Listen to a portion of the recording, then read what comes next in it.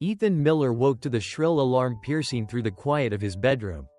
For a brief moment, he stayed still, staring at the ceiling, wishing he could press a button to pause life, to pause responsibility, to pause the gnawing sense of inadequacy that had settled over him like a heavy coat.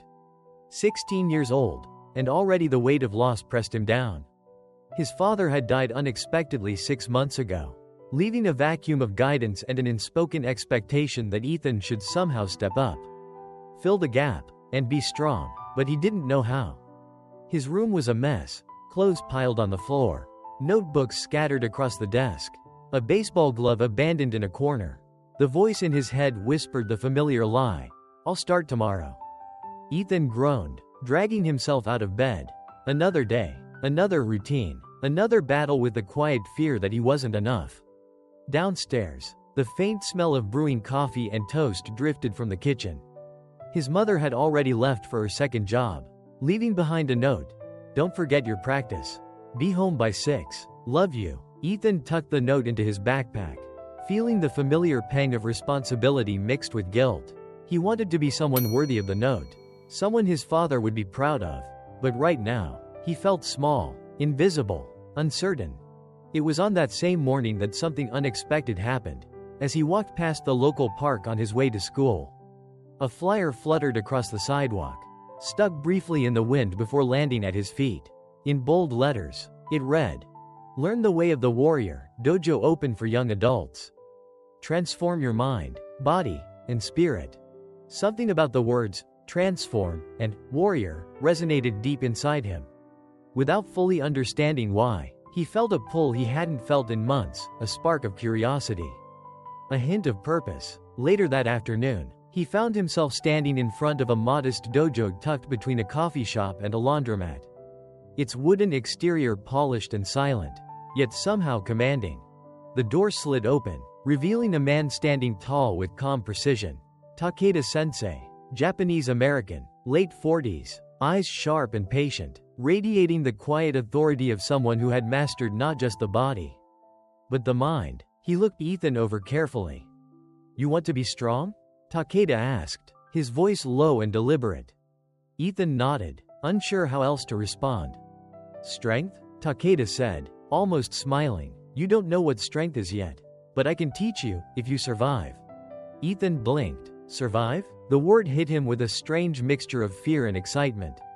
This was no ordinary after-school program. This was a challenge, a promise, and a warning all at once. Somehow, deep in his chest, he felt a flicker of determination. "I want to survive." The first days were disorienting. Ethan expected combat drills, sparring, flashy techniques. Instead, he found himself sweeping the dojo floors, washing uniforms, preparing tea for the older students, and running errands. Every spilled drop of water, every unevenly folded cloth, was met with correction, sometimes sharp, sometimes quiet, but always precise. Ethan's pride flared, but he kept his head down and complied, sensing that defiance would only slow him down. "Before you can wield strength, you must learn to serve," Takeda said one morning as Ethan carried a bucket of water across the dojo. "Before you can fight others, you must first fight yourself." Ethan didn't fully understand. He wanted to pick up a sword, to learn techniques, to feel progress in a tangible way. But every day, the same tasks repeated, and slowly, imperceptibly, something began to change. His mind, once a tangle of fear and doubt, started to quiet. Each repetitive movement, sweeping, lifting, arranging, became a meditation. Each act of service taught him patience, humility, and attention to detail. By the end of the first month, Ethan realized that for the first time in months, he felt a small but growing sense of control over his life. He began to notice the patterns around him, the deliberate pace of Takeda Sensei, the discipline of older students, the subtle rituals that created order from chaos. He realized that strength was not about the sword or martial arts alone, it was about mindset, focus, and character. And on that morning, as sunlight filtered through the dojo windows and dust motes danced in the air, Ethan felt a flicker of hope. For the first time, he thought, maybe I can become someone stronger. Not just for my father, but for myself. Little did he know, this was only the beginning. The true journey, the one that would forge his mind, test his courage, and teach him the ancient secrets of the samurai, was yet to come. When Ethan finally held a wooden practice sword, his hands trembled slightly. The dojo smelled faintly of polished wood and sweat, sunlight slicing through the tall windows in golden beams. Takeda-sensei watched him silently, his eyes calm but unwavering. "This sword is not your strength," he said softly. "It is merely a mirror. Your strength lives within your mind first. Then your body will follow." Ethan nodded, swallowing hard. He had imagined the moment would feel different, triumphant, exciting, but instead, it felt heavy, as if every decision he had made in his life had led to this single instant of testing. The weight of the sword in his hands, the silence of the dojo, and Takeda's unshakable gaze combined into a strange, pressing gravity. For the next several weeks, Ethan's days were consumed by repetition, swinging, stepping, and pivoting over and over again, until his arms ached and his legs shook. Takeda corrected him constantly, the angle of a swing, the placement of a foot, the tension in his shoulders. "Do it again. Don't think, feel it. Let it become a part of you," he instructed. Every correction cut through Ethan's pride like a quiet edge, reminding him that perfection was never a destination, it was a pursuit. "You're frustrated," Takeda said one evening, observing Ethan wipe sweat from his brow. "Good. Frustration is the raw material of change. If you are comfortable, you are stagnant. True growth comes from discomfort." Ethan wanted to argue, he had already been doing thousands of repetitions. But he remembered the quiet discipline of the chores in the first months. The way even simple acts had taught patience and focus. He lowered his gaze and said nothing, letting Takeda's words settle in. Soon, Takeda introduced Ethan to a concept called Shugyo, a term that meant austere. Intentional training. "This is the forge," Takeda explained. "It will break you, so you can rebuild yourself.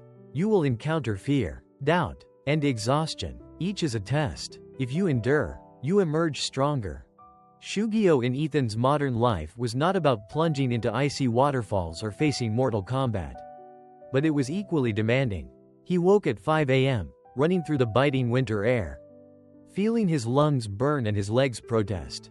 After school, he practiced his martial arts drills tirelessly, repeating the basic movements hundreds of times until they became instinctual. He meditated in silence, focusing on his breath as the muscles ached and his mind screamed to quit. One evening, after a particularly grueling session, Ethan slumped against the dojo wall, sweat dripping from his forehead. "I don't think I can do this anymore," he admitted, voice tight with exhaustion. Takeda crouched to his level, placing a firm hand on his shoulder. "Yes, you can. That voice you hear, that little voice saying you're weak, it is not you. It is fear, temporary. Ignore it, push forward." Ethan closed his eyes, breathing in and out slowly, trying to silence the noise in his head. The dojo felt alive with stillness, the rhythm of others practicing like a heartbeat. Slowly, a calm washed over him. He realized Takeda was right. Fear and doubt were separate from himself. Obstacles to face, not definitions of who he was. Weeks turned into months. Ethan's body grew stronger, but more importantly, his mind became unshakable. He began to recognize the 7 virtues Takeda had taught him: courage, integrity, compassion, respect, honesty, honor, and loyalty. They were not abstract ideals, they were practical tools for living. Courage meant speaking up in school when he would have stayed silent. Integrity meant following through on promises, even when inconvenient. Compassion meant helping those struggling, even when it required personal sacrifice. The real test came when Takeda challenged Ethan to a prolonged training session unlike anything he had done before. Early morning runs, endless repetitions of movements, meditative drills, and weight exercises pushed him to the brink of exhaustion. His muscles trembled, his throat burned, and his mind begged for relief. Every fiber of him wanted to give up. And yet, he pressed forward, recalling the lessons he had absorbed over 2 years. Discomfort was temporary. Persistence was essential, and strength came from mastery over fear. By the end of the day, Ethan collapsed onto the wooden floor, drenched in sweat, body trembling from fatigue, but underneath the exhaustion was a profound sense of achievement. He had endured, He had pushed past limits he didn't know he possessed. And in that quiet, dripping moment, he realized something extraordinary. He was no longer the same boy who had walked into the dojo months ago. Timid and unsure, he had become someone resilient. Someone capable of facing discomfort and fear head-on. Takeda nodded, as if reading Ethan's thoughts. You are beginning to understand. The path of the warrior is not about defeating others. It is about conquering yourself. Every day, you have a choice, to embrace weakness or to destroy it. Ethan looked up at the high windows, sunlight streaming across the floorboards, and felt a deep sense of calm determination. He understood now that strength was a habit, a practice, and a decision made thousands of times. Every day, the boy who had once whispered, "I'll start tomorrow," had discovered a new voice inside him. "I will begin today, and I will continue." Months had passed since Ethan began the real test of his strength. The boy who had once stumbled through mornings with doubt now moved with deliberate purpose. A quiet confidence radiating from him. Yet the final trial wasn't in a dojo or a tournament, it was life itself.